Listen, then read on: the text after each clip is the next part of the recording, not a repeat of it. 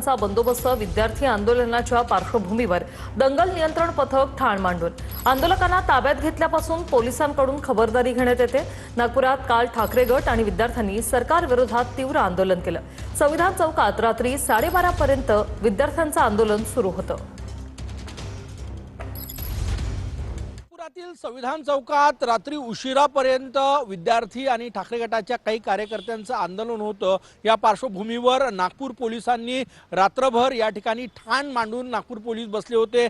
चोख सुरक्षा व्यवस्था होती आणि सकाळपासूनच पोलीस जे आहे ते या ठिकाणी तैनात झालेले आहे। नागपुरातील संविधान चौकातलं हे दृश्य आहे।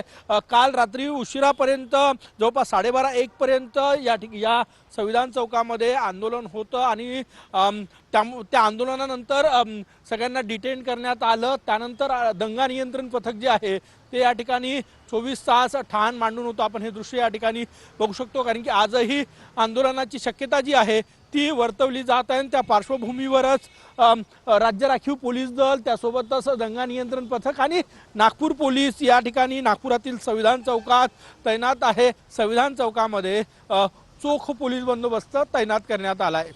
कॅमेरामॅन साईसह गजानन उमाटे, TV9 मराठी, नागपूर।